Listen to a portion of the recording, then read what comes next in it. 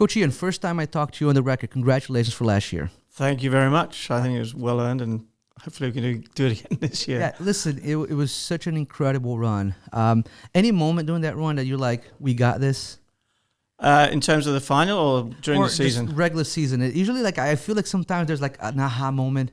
No, practice there wasn't. No, really wasn't. No, the problem was that we played Darien twice. They were always, one of our biggest competitors, and we hadn't beaten them. So there's no point during the season that we were saying, we're definitely going to win this. And it wasn't until we played in the final that it was 3-1 that I finally thought, we can do this. Yeah. Well, you lost to them in the FCX final, but then, and I had some of the players here, and it's like, I think it was Sophie that said, it was interesting because Darien got ahead in that game, and it was almost like you guys didn't care. It's like, you got it. Was that the sense you had as well? Well, in the game against FCX, the FCX semi-final, I decided to change things at halftime, and that was my error. I mean, we had to be more attacking, and we changed our system somewhat. And I think I involved Tyler more in offense, left a little bit open at the back. But it's something I thought we had to do. I mean, nothing ventured, nothing gained, right? So I don't think we played particularly well, but I also think that I dropped the ball a little bit in the system. We adapted after halftime.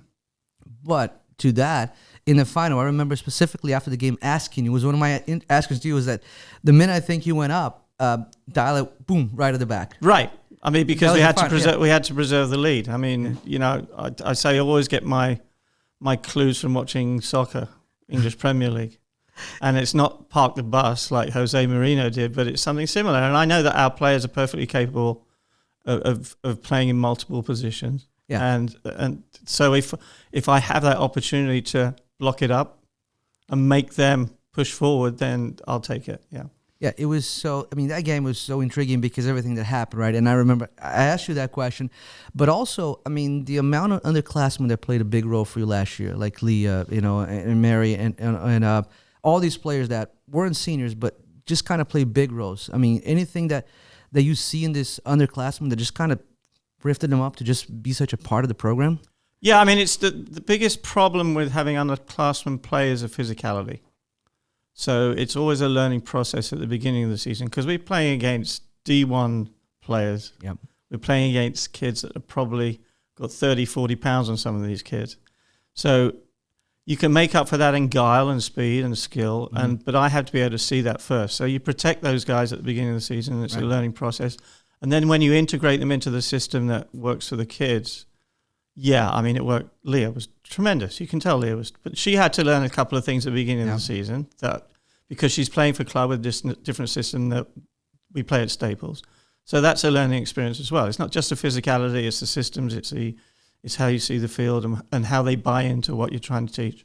And when you're talking systems, we're talking about like a 4-3-3. Is that what you're talking about, or just the style of play? No, it's the system. I learned a long time ago that you never force players into a system. That's what happened with England in the Euros, in soccer. We know, right? They got the greatest players probably in the world right now, but unless you have the right system for those players, it's not going to work. They got lucky, I'll be the first to admit it. They got really lucky.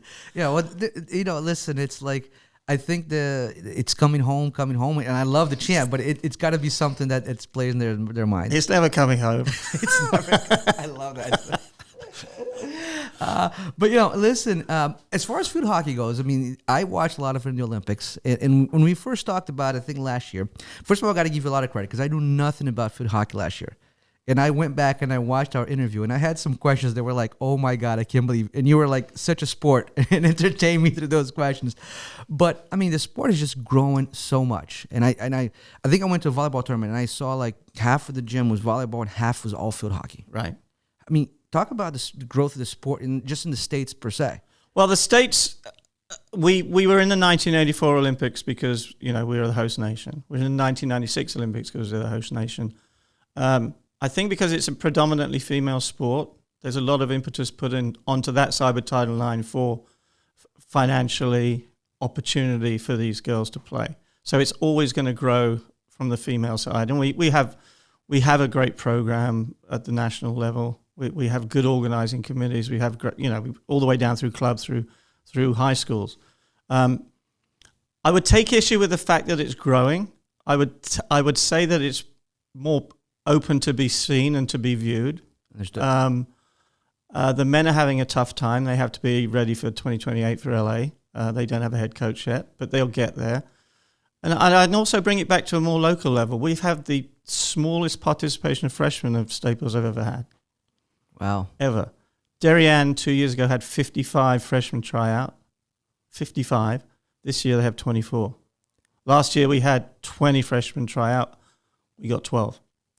So I'm not too sure that I can say the game's growing. I can say the opportunity to view or the status it's given. Yes, I would agree with you. And I mean, I don't know. Is I attribute some to that, and you can correct me if I'm wrong. It's like catch-22 because I feel like the clubs for other sports are growing so much, and athletes now have more options. Like, let's just say if you're a field hockey player, you can play year round.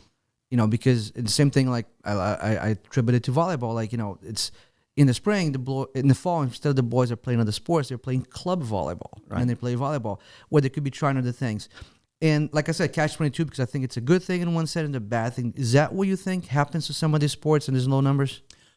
Maybe. I think there's a responsibility at the town level, to a certain extent, to advertise, to PR, to promote. And I'm not saying that's the reason the numbers are so low. I don't know. I don't know if lacrosse has become much more popular for the girls at Staples, club level. Mm-hmm. Going out on a limb, and I'm probably going to get a lot of detractors here. I think lacrosse asks for commitment a lot earlier than any of the clubs at field hockey do that I'm familiar with. So maybe the girls have to make that decision as young as 8th grade, definitely by 9th grade, and that's it. That's their one sport, they're done. End of story. And I don't like that attitude. Yeah. I think kids should play as many sports they can for as long as they can. I couldn't agree more. Like, as I cover other sports and I get these multiple sport athletes, right, that go from one sport to the other, have so much fun. Staples. Right, I mean, look exactly. at the boy at Staples. Yeah. I mean, I looked at last year, like you look at the core, and I'm seeing some of that, for example, like a lot of the guys who play rugby are playing football now, right? And then they'll go through football, basketball, and then either lacrosse or rugby and things like that. So I'm thinking it's kind of slowly starting to make a comeback. Right. Because, I mean, when I was growing up, you always played 3 sports. Yeah. You always did. I did. I'm a lot older than you are. And I wasn't good at any of them, but I played all 3 of them. Okay. But it doesn't matter. It really was about participating and being part of the team and that mentality. But that's interesting from your field point because I do, having those low numbers, it could affect you somehow, or maybe you just focus on more of the players. I mean, are you going to have a freshman team? Is that what we have, but barely. And I think I think there's a rule that's been initiated across FCAC is if you can have inexperienced sophomores drop down if you need to have enough size. But that's not, I've always had a lot of freshmen. Right. I've never cut any freshmen, but I've always had any freshmen. I also think that it's unfair on a lot of kids at 8th or 9th grade, and certainly unfair on parents because there's so much pressure. Yeah, and it's so much easier to play those games right here and then traveling far away, right? I mean, it's just like it should. You should be able to do that, and I think playing other sports is good. Develop different muscles, different skills. Yeah, I mean, I remember I think the story about the Pittsburgh Steelers football player, right, who went to ballet lessons. Remember years ago? I did hear about that. I can't remember the name of the guy. I'm drawing a blank, but I do remember that because he was with his daughter or something like that, right? He did ballet for his balance. Yeah. Perfect. Well, it's, I know Caleb Smith, I guess the most prominent athlete last year. He was a football quarterback, right. Basketball and lacrosse. And I remember asking him, about the football. And the thing he mentioned was like, well, yeah, football, the final there, what really happened to me is I had gone through those kind of scenarios when I was playing lacrosse. So he kind of had experience from different sports that kind of helped him at the end. Absolutely. I mean, it's different things. Soccer and field hockey, that tight. Right? Positionally, almost to a T. The only difference is that we have no offside. Soccer has offside, so they can push up the field. We can go the whole length of the field. Positions are the same. Absolutely the same. And you speak about the Olympic Games. The Olympic Games that was an eye-opener to me was how many aerials were thrown. Yes, I didn't know the ball was high a lot. But it would previously be the only difference between field hockey and soccer. Soccer, you can throw a high ball long over the top. Field hockey, a few could do it because they couldn't get the distance and the accuracy. But now you don't have to throw it so far. You just need to get it into space. The Olympic Games, the aerial was a major part of field hockey. Did you see this goal from the Olympics sticks with me? I think it was France where there was a penalty corner. The guy took a shot, the goalie flipped the ball up, and the guy went from the air and smacked it right in. Did you see that goal? Yep. Wasn't that like I was watching that because I was watching that match? I'm like, this was amazing. It's absolutely ridiculous. How does he hit that ball at that speed and that way? Yeah, and it's reaction time, and it's eye hand, and it becomes wrist. It becomes wrist. It's a small ball and a small stick. Right. It's tough, but it's practice. Yeah, no, it was amazing. So let's talk about this year. So I think and when we talked and asked, and then most of your defense is kind of graduated. They all have. They all have, right? Yeah. So I mean, you still got Paige at goal. She's back. Yes. But how do you see the defense this year and the team overall? Overall, the team is exactly where I want it to be. I always say that if you have a spine on the team, i.e. the middle of the field going forward, that's what you work off. So we've got Paige, we've got Catherine Sirasuelo or Emma Larratt, might play that lower spine position. Okay. Sophia Fidalgo, Mary Stevens. Gotcha. Everything else emanates from that outwards. And a lot of those positions are perfectly taken care of. Competition is intense for midfield and attack. Mm-hmm. We need to bring in more players into defense. We have people that I think can play there, but that's going to be anchored by Tyler, of course. Yeah. But it's not my preference to have Tyler in defense because she's too creative. She's too fast. We had preseason with a Dutch coach, one of three. Okay. We had a great preseason, and he couldn't understand why she wasn't playing right midfield. But we need her at the back at the moment unless somebody else steps up. Yeah, because I think that, and I talked to her and I said, are you playing back? She goes, your guess is as good as mine. I said, well, I'll ask Ian the first time I see him. But what are your plans for her this year? Initially, yes, but I don't know. There are some girls who might step up. I've got some girls in mind who might play back there, but she fits everything that we need back there. Yeah. She can hit the ball hard. She can aerial the ball, which is what we need. Right. And she can come up into attack. And again, the game is fluid, right? Yeah. As a coach, if it's not working out, bring her up. I need somebody to cover behind her. Yeah. And, I mean, I believe Sophia, again, will be a big part of your club this year. And we talked about it, I think that the Greenwich game I keep going back to was the first time I saw an overtime in field hockey. Right. And if you're watching, listen to this, you haven't seen a field time in over hockey, they take a few players out. It's 7v7, right? Right. And it becomes so spacious and it's so fun. And I always thought soccer should be that way. Oh, overtime should be like that. Right? Overtime. Every overtime should be like that. But I remember when she got space and players would just back up and they wouldn't challenge her and she quickly decided that game. Oh, she nailed a shot from the top of the circle. Yeah. But you see, at 7v7, you can pick your specialists more, right? Yep. You can pick a Mary Stevens up front because she's got incredible speed. So the reason they backed off against Sophie, maybe because they were scared that they knew she had a hard shot, or maybe they didn't know what was going on behind them. They didn't know where Mary was, and they thought they had to mark Mary. But the finish was sublime. It was great. Yeah, and so she's got that midfield, and Mary's going to be your main attacker there? Yeah, we're toying with some systems. Okay. Whether to have 3 forwards or whether to have 2 forwards. Again, it depends how these guys play when we use these systems. But Mary, Mary's on a fast track, excuse the pun, to a lot of success. She runs track, I remember. I know, and she's fast. Yeah, she's fast. It's a fast track. I've seen her run track. She's pretty fast up there.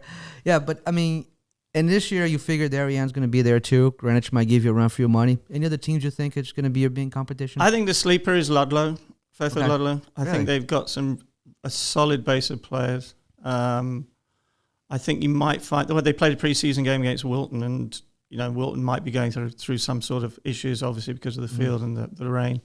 But they managed to beat Wilton, I think, in preseason, which is I don't think it's been done before. So I think Ludlow's got to be looked at. But it's also Wilton, there's Ridgefield. I mean, there's always the same people. Yeah, it's like I think it's almost like success attracts success, right? I mean, if you have a successful program, you get more players, you get all more. That's interesting.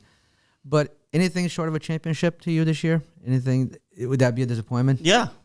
I mean, I remember when I first took this job, I think this is my 10th year, when I met the parents and the players in the cafeteria before the season as a new coach, I asked the kids to write down what their aims were. And I was expecting, maybe FCAC. Right. But I actually had kids write down state championship. And I thought, well, okay. That's it. Let's do that. You're going to shoot for the stars, right? I mean, you have to. And do you? And I always feel like I feel like the FSAC's a mini state championship, right? Yeah. I mean, the top teams are here. Happens with lacrosse, happens with field hockey. You know, it's like that. And last year, you know, you lost in the FCAC, but then you got it back in the states.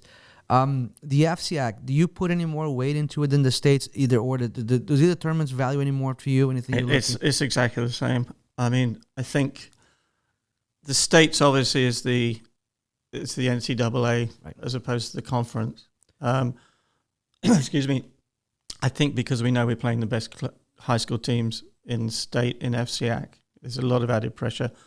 I mean, we haven't won both since 2019, and even then we hadn't won both of them before. So, I mean, it would be nice to have that as well. But who knows? I mean, the problem with FCAC is you've got your final 8, and anybody can beat anybody, right? When you get to states, if you're lucky enough to play an out-of-conference team, then you should have a pretty good chance of going all the way. But FCAC is tough, really tough. It is, and I look last year, and it's not only field hockey. You know, a lot of the sports are like that. The teams that tend to win the FCAC don't tend to win the state. It's very, like I said, very hard to do both. And I don't know if it's like the emotional aspect of it, or I mean, anything you think that kind of. Well, I think we had issues with field hockey up till this year, and I'll tell why it's changed. We can, because of the rankings in the state, if you're outside FCAC and you win all your games, you're ranked number 1. You don't play against an FCAC team in the regular season.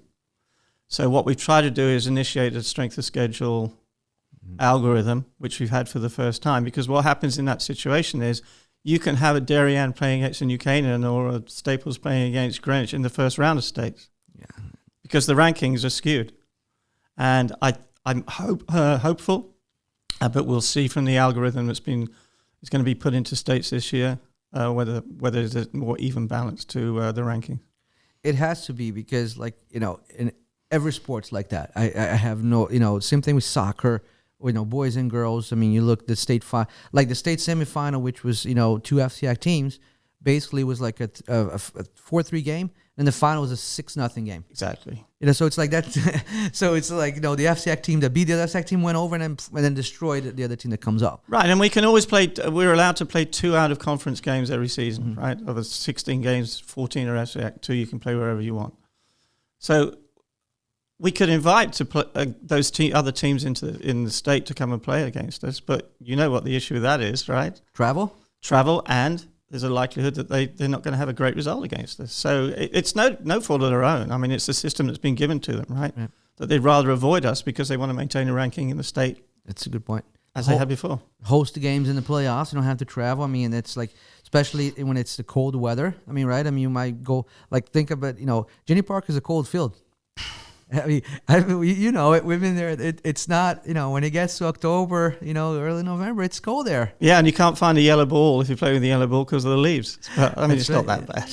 But no, but all these little things, right? You come in here, they're not used to the wind. I mean, it's an advantage for you.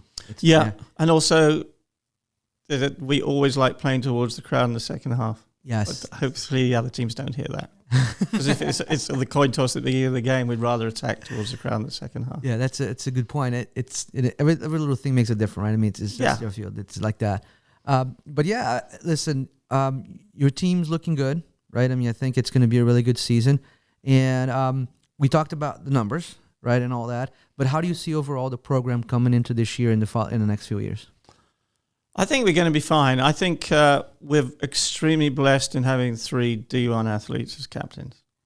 Yeah, that's an anomaly. I mean, it doesn't happen, right? Emma, Tyler, and Sophie, it just doesn't happen. Yeah. For the first time, I think in 3 years, I've actually got a full-time assistant coach. Oh, excellent. Lorena Scopa's going to do that. That's Sophie's mum, who played for Argentina under 21 level. She did? Yes, she did. And then she's also played for Masters, Argentina Masters. So there's a lot of pedigree there. If we continue to have the same quality of preseason coaching like we had this year that we've had for the last 8-9 years. I mean, we had Rutger Wietse, who was the US men's national team head coach. He played in the Dutch First Division. He brought Paul Singh, who was the US captain, 100 caps, played in played in Germany and England. And Jesper, who's a youth hockey coach in Holland, highest ranked. Wow. So if you can set it up for the season with that kind of learning and opportunity going into tryouts, then everything looks good. I mean, everything should be in the right place. Plus, the girls did a ton of working out, absolute ton. And they, the dreaded Man U was run the other day. I'm not going to change anything like over the years. If I'm still lucky enough to be coaching them, it's always going to be the same. But we are dependent on the town bringing kids through. We are dependent on the attraction of field hockey. And I'm sorry, do they still have that summer camp goes on? There's a ton of camps. Yeah, because I remember, and my boys will hate me for saying this, but there was one year I signed both of them up for field hockey. They were the only two boys with a bunch of girls in the field. They loved it. They should have stayed. They loved it, but it was kind of like, we didn't know, because we just thought, again, coming from, a South American country, I'm like, well, field hockey is a good sport. They tried it, but again, there was no continuity to it. But go ahead. Yeah, you're talking about the town. Yeah, the town. I mean, obviously, the town program offers field hockey for kids of all ages. It's a fantastically run program. It's down on the best surface you can play on, which is Ginny. Yeah. And also there are summer camps that are arranged by clubs or arranged by organizations. Ginny is full during the summer with field hockey players, which to me is fantastic. I mean, it's more than we can ask. I'm not sure whether there's this cachet that comes with being successful, and it's a little arrogant, and I don't want it to come across that way, but I don't want people to think if they're 8th graders that they're going to a team that's won a state championship, we're not good enough to be on that program. It happened to Princeton when they won the NCAAs. Not only is it difficult to get into Princeton to play, just to study academically, Princeton won the field hockey NCAAs. Their recruits dropped off the following year because they thought, I'm never going to play on that team. What's the point? Now, I hope that's not what's going on, because we welcome everybody. It's a fun sport, especially as it's a full sport for kids who are coming into their first year at high school. It's perfect. They got friends, they got buddies, they can hang out. So I see bright things in the future, but it has to be organized properly, and we have to make sure that we're advertising it, PRing it. Yeah, and to your point, as part of our research and everything we do follow all the channels on Instagram and Facebook, all that. And I do see that field hockey is one of the few teams where a lot of the girls seem to spend a lot of time off the field together. Right. They do. Is that something your captains do? Something you instead of how? What do you talk about that? Talk about that off the field with the team. Well, I think that there's a lot of players on the team that are club players, so they see each other outside. If they're in the same club, they see each other year round. I think what's great about Staples, and it's always been part of my philosophy, is that if you're an upperclassman, you have to empathize with what's going on as an underclassman. And it's happened every single year. The captains are obviously the first people who should keep an eye out for what's going on.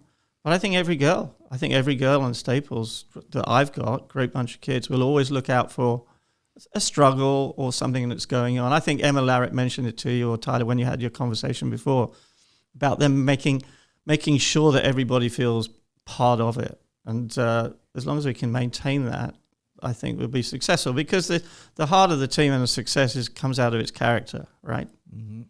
If there's something wrong that's going on within the team, we need to nip it in the bud. We need to make sure that people are enjoying themselves above all. Yeah, and when I was doing the preview for the girls volleyball, and Coach Shepard said that his best teams were actually friends off the field. Yes, and that kind of breeds into the field. And if they're not, it always comes out at some point.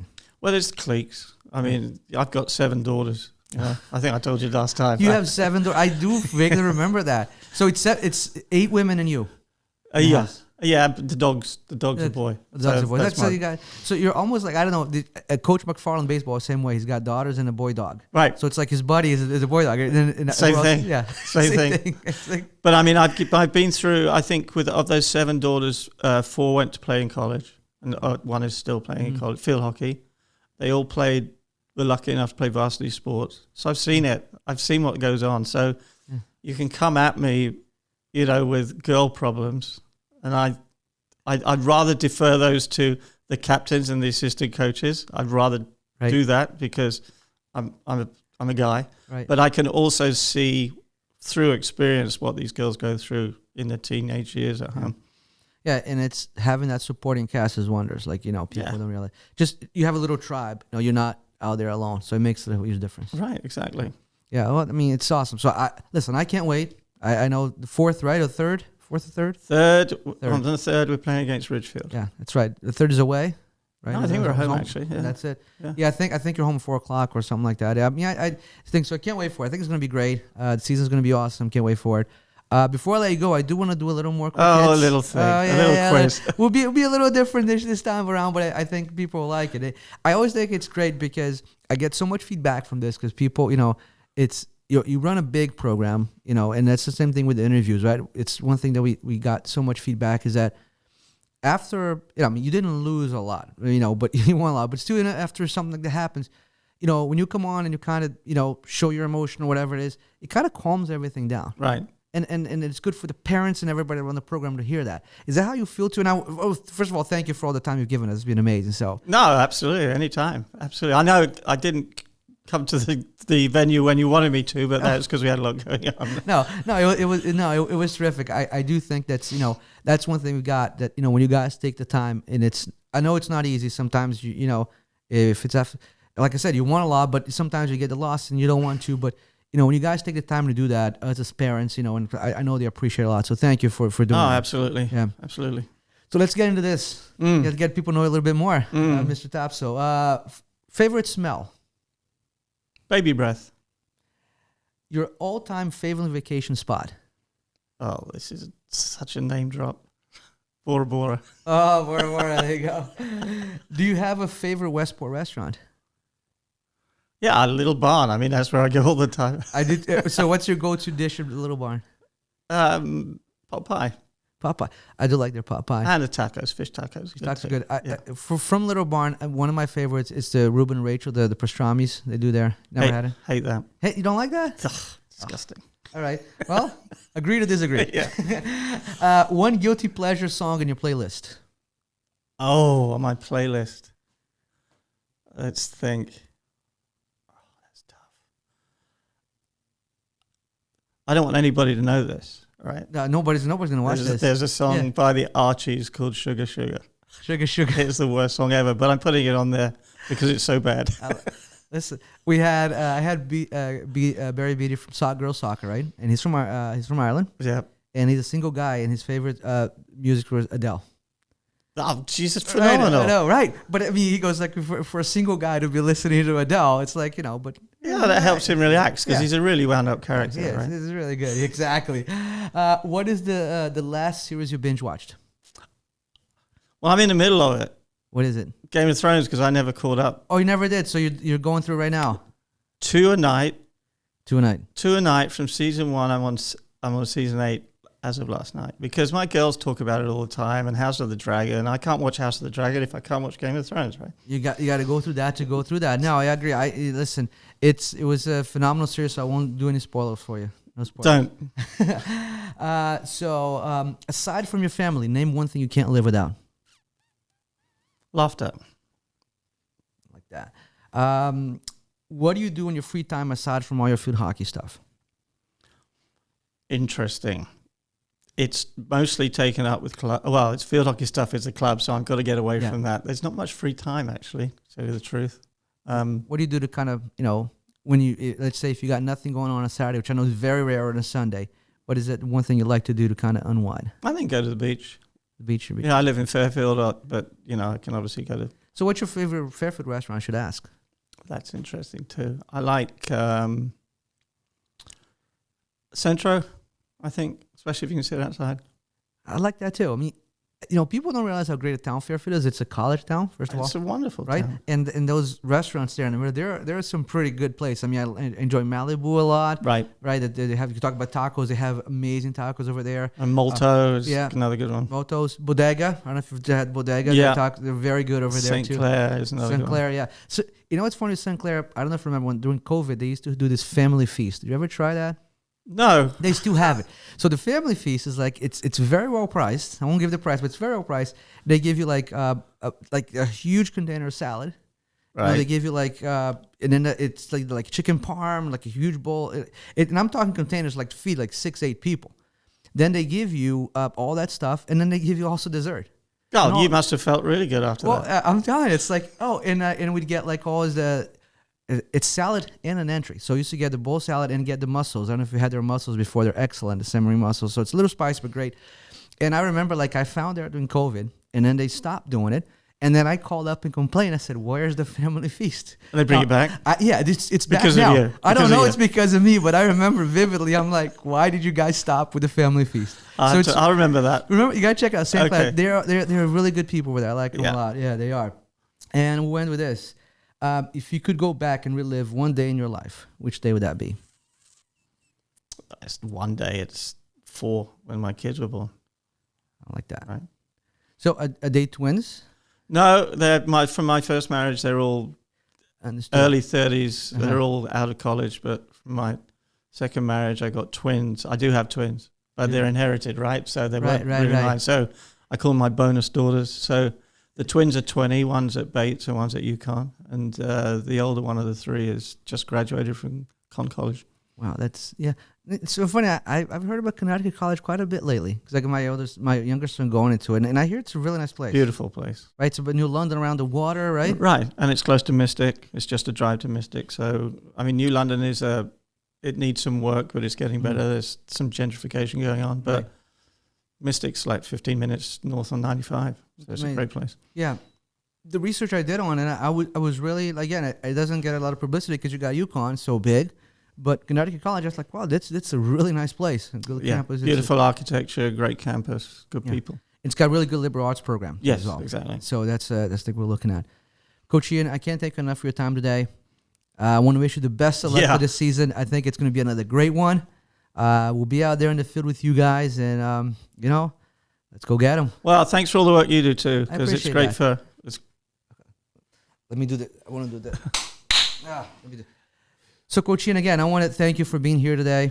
Thank you so much for your time here on the field and for everything you guys do. And I think it's going to be a great season. I want to wish you the best of luck with it. Yeah, well, thanks. I'd just like to add that the stuff that you do for the town and for the school program is invaluable. And if anybody gets to see this, which I know they will in town, and they ever want to come down to Ginny just to watch some games at 4 o'clock, look at the website, look at the calendar, you're more than welcome to come down and see what the sport's all about. Absolutely. And we'll make sure everybody knows about all those games. Thanks, man. Appreciate it. Have a great day. Thank